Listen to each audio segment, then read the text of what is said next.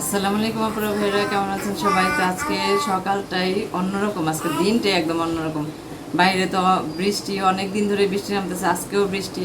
তো এখন হচ্ছে আজকে যাব একটু উত্তরা হসপিটালে। আমার বড় মামি হসপিটালে ভর্তি আছেন, ওনাকে দেখতে যাব হচ্ছে আম্মু আর আমি। তো এখন রেডি হইতেছি সবাই, আম্মু আর আমি রেডি হইতেছি।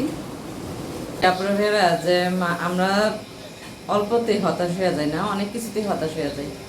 যখন অসুস্থ হয়ে পড়ে মানুষ, তখন বুঝে আসলে জীবনের মূল্যটা কোথায়, তাই না? জীবনে টাকা পয়সা কোনো কিছু না আপুরা ভাইরা, টাকা পয়সা কিন্তু সব কিছু না। কিছু কিছু সম্পর্ক আছে যেগুলোর দাম কোনো টাকা দিয়ে মাপা যায় না। আজকে এমন একটা দিন গেল আপুরা ভাইয়েরা, বাসায় ফিরে বারবার একটা কথাই মনে হইতেছিল, আসলে ভালোবাসা মানুষকে কতটা ধনী করে দিতে পারে, তাই না? সকাল থেকে আকাশটা মেঘলা ছিল, আমি আর আম্মু থেকে বেরলাম।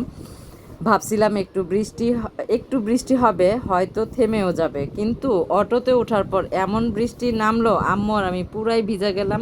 তবুও মনে একটা ইচ্ছা, বড় মামিকে দেখতে যাইতেছি, দেখতে যাবই। তো আমি একজন সিঙ্গেল মা, বাবার বাড়ি থাকি। নিজের সংসার, মেয়ের দায়িত্ব, ঘরের কাজ সব কিছুর মাঝেও মনে হয় আপন মানুষ অসুস্থ থাকলে একবার দেখে আসা উচিত, তাই না? রাস্তায় যাইতে যাইতে দেখি বৃষ্টি যতই হোক, মানুষের জীবন কিন্তু থাইমা নাই। কেউ অফিসে যায়, কেউ দোকানে যায়, কেউ হাসপাতালে যায়। তখন মনে হইল আসলে দায়িত্বেরও কোনো ছুটি নাই, তাই না পুরো ভাইয়েরা? তো দেখেন, ফ্লাইওভারের উপরে এখন আমি এই মানুষজন কিভাবে কাজে ছুটে যাইতেছে। তারপরে হচ্ছে কি পরিমাণ বৃষ্টি, এত বৃষ্টির মধ্যেও সবাই হাতে ছাতা নিয়ে কাজে বেরোইছে। বৃষ্টি কিন্তু মানুষকে ভিজাইতে পারে, কিন্তু থামাইতে পারে না মানুষকে, তাই না পুরো ভাইয়ারা? এটাই হচ্ছে বাস্তবতা। যতই বৃষ্টি থাক, পেটের তাগিদে মানুষের কাজে কর্মে বের হইতেই হয়। এত বৃষ্টি, আম্মু আর আমি পুরা ভিজা গেছি। দেখেন কি অবস্থা আম্মুর আর আমার, মানে এই বছরের প্রথম বৃষ্টিতে ভিজলাম আম্মুর আর আমি। তারপরেও আম্মুর জন্য টেনশন হইতেছে, এত বৃষ্টিতে ভিজলাম। আমার কথা বাদই, আমার আম্মুর জন্য খারাপ লাগতেছে, আসলে খুবই বৃষ্টি। দেখেন কি পরিমাণ বৃষ্টি, তারপরেও ছিল না ছাতা। কি একটা কষ্ট করলাম আজকে, বলার মতো না। অনেক কষ্ট হয়েছে, অনেক। তারপরেও মনে একটা সাহস যে যাব আমার মামির কাছে, মামিকে দেখতে। আমার বড় মামি, সবার বড় মামি এটা। তো আমার আম্মু আমার বড় মামিরে মায়ের মতো দেখেন। তো হসপিটালে চলে আসলাম। হসপিটালে এসে আমার মামাতো ভাইকে ফোন দিলাম, মামাতো ভাইয়ের জন্য অপেক্ষা করতেছি। এটা হচ্ছে উত্তরাতে হাই কেয়ার হসপিটালে। তো আমার মামাতো ভাই চলে আসছে। দেখেন আসলে রক্তের যে কি টান, বলার মতো না।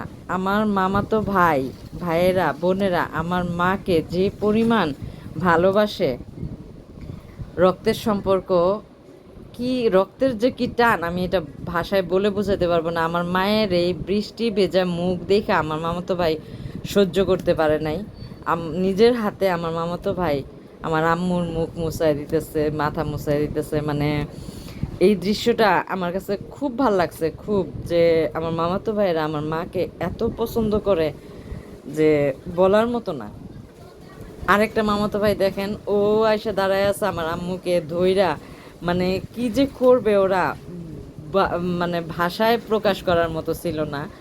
ও আমার আম্মুরে এত আদর যত্ন করছে, বারবার জিজ্ঞেস করতেছে আপনি কেমন আছেন, দেখেই বলতেছে আমার আম্মুরে নাকি সাথে করে নিয়ে যাবে ওদের বাড়িতে। যে গাড়ি থাকবে, গাড়ি দিয়ে নিয়ে যাবে। বারবার আমাকে বলতেছিল যে ফুবাম্মারে নিয়ে যাবো আমগুর লগে।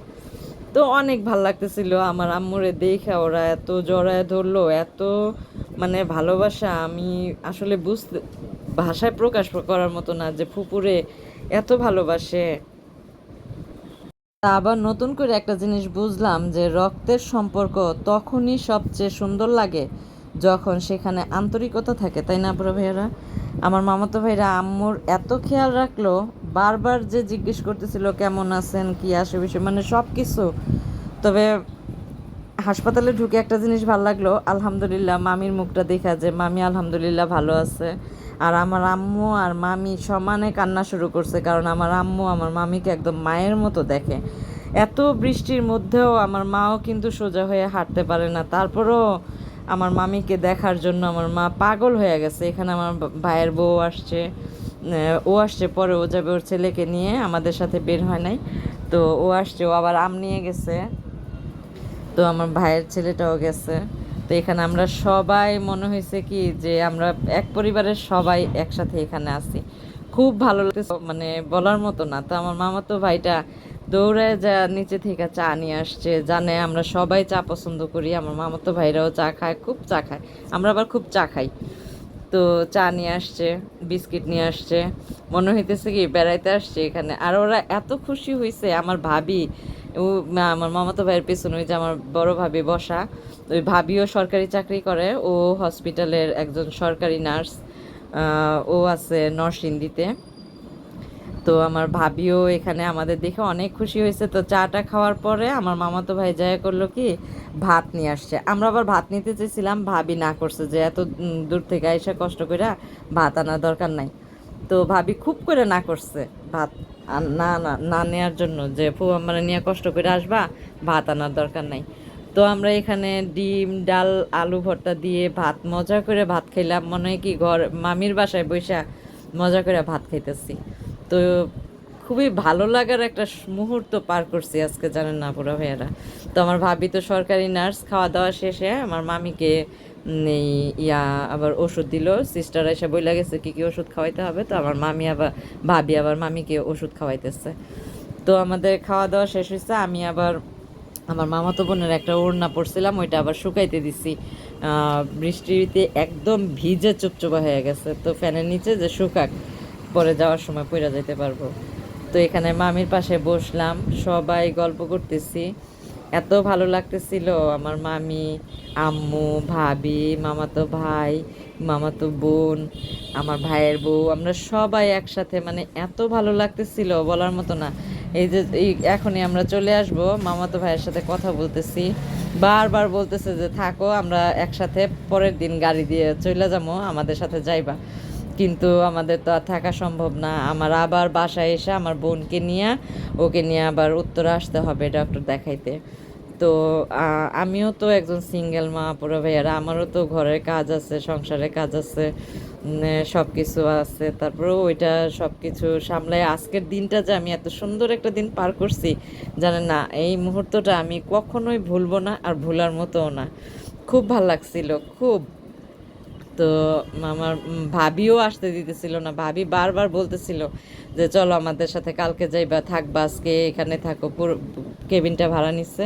তো বলতেছে যে এখানে থাকা যাইবো, সবাই একসাথে থাকবো, মজা করব, গল্প করব। তো এটাই একটা মজার আনন্দ, তাই না? মজা, খুব মজা এখানে। আমার মামাতো বোনটাও বলতেছে বারবার যে থাক তোরা সবাই, আমরা একসাথে গল্প করি। কিন্তু না, বিদায় মুহূর্তটা এতটাই কষ্ট ছিল যে মামিকে রাইখা, মামাতো ভাই বোনদের রাইখা আসতে খুব খারাপ লাগতেছিল, জানেন, খুবই খারাপ লাগতেছিল। তো যাই হোক, আসতে তো হবে, তাই না? তো ভাবিও বলতেছে যে তোমরা যাইবা, খারাপ লাগবে। তো মামাতো ভাইয়েরা সবাই আসছে লিফটের সামনে। তো আমার এই মামাতো ভাইটা আমাদের সাথে নিচে গেল, আম্মুকে আমাকে রিক্সা করায় দিবে, রিক্সাতে উঠায় দিবে। তো পুরো ভাইয়েরা আম্মুর মুখের হাসি দেখা আমারও খুব ভাল লাগছিল। মাঝে মাঝে মনে হয় কি জানেন, মানুষের সুখ আসলে এমনই, তাই না? ছোট ছোট মুহূর্তেই লুকায় থাকে। তো ফেরার সময় মামাতো ভাই আমাদের রিক্সায় তুলে দিল, রিক্সার ভাড়াটাও দিয়ে দিল, জানেন, রিক্সার ভাড়াটাও আমার মামাতো ভাই দিয়ে দিচ্ছে। তো আমি একজন সিঙ্গেল মা হিসেবে প্রতিদিন অনেক কিছু সামলাই।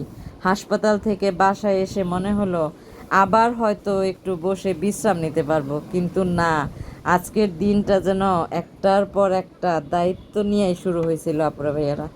তো মামিকে দেখা হসপিটাল থেকে বের হইয়া গেলাম আবার মার্কেটে, উত্তরা রাজক মার্কেটে। ওখান থেকে আমি একটা ছাতা নিলাম, কারণ দেখলেন তো আমার বৃষ্টিতে ভেজা কি একটা অবস্থা। তখন ভাবলাম যে ছাতা ছাড়া আর হইতেছে না, তো একটা ছাতা কিনেই নেই। তো 500 টাকা দিয়ে একটা ছাতা কিনলাম। ছাতা কিনে তারপর হচ্ছে বাসায় যাব। তো বাসায় যাইও তো রেস্ট নাই, রেস্ট নিতে পারবো না, আমার বোনকে নিয়ে আবার বের হইতে হবে।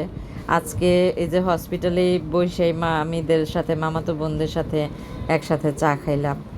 আমি একটু বিশ্রাম নিয়ে বসে আরামে যে এক কাপ চা খাবো সেই সময়টাও আজকে আমি পাইনি। তো এই ছাতাটা খুব পছন্দ হইলো। ছাতাটা হচ্ছে অটো ছাতা বললো যে এই ছাতাটা নাকি এখন চলতেছে, তো 500 টাকা নিল ছাতাটা।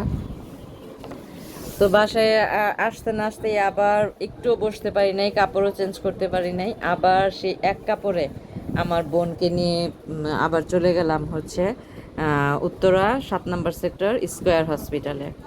এখানে এসে আমার মামাতো ভাইকে ফোন দিছি, ও আবার চলে আসছে মামির ওখান থেকে আমাদের এখানে চলে আসছে। আইসা অনেকক্ষণ আমরা এখানে ডাক্তারের জন্য অপেক্ষা করতেছি। তো ডাক্তার আসলো, আইসা ডাক্তার দেখলো, দেখার পরে আমরা আবার বের হয়ে গেলাম। তো এর মধ্যে অনেকক্ষণ অপেক্ষা করার পর তো ডাক্তার আসলো, ডাক্তার দেখানো শেষ হতে না হইতে না সন্ধ্যা হয়ে গেছে। তো সারা দিনের ক্লান্তি এখন শরীরে এমন মানে বুঝতেছিলাম শরীরটা খুব ক্লান্ত হয়ে গেছিল, তবুও মনে একটা শান্তি ছিল যে আজকে যাদের জন্য বের হয়েছিলাম তাদের কাজগুলো আলহামদুলিল্লাহ শেষ করতে পারছি। বাসায় ফিরতে ফিরতে সন্ধ্যা হয়ে গেছে। তো সকাল থেকে একটানা বের হয়েছি, আজকে ঠিক মতো এক কাপ চাও খাওয়া হয় নাই, বিশ্রামও নেওয়া হয় নাই। আমি একজন সিঙ্গেল মা, সংসারের দায়িত্ব, আমার পরিবারের মানুষগুলোর প্রয়োজন ও পাশে থাকতে পারি, এটাই আমার সবচেয়ে বড় পাওয়া। সব দিন সহজ হয় না পুরা ভাইয়ারা, কিছু কিছু দিন না খুব ক্লান্ত লাগে, কিন্তু দিনের শেষে যখন মনে হয় আজ কারো উপকারে আসতে পারছি, তখন সব ক্লান্তি যেন অনেকটা কইমা যায়। জীবন হয়তো নিখুঁত না, তবুও এই ছোট ছোট মুহূর্তগুলোই আমাকে আবার নতুন করে শক্তি দেয় পুরা ভাইয়ারা। তো সবাই ভালো থাকবেন, আল্লাহ হাফিজ।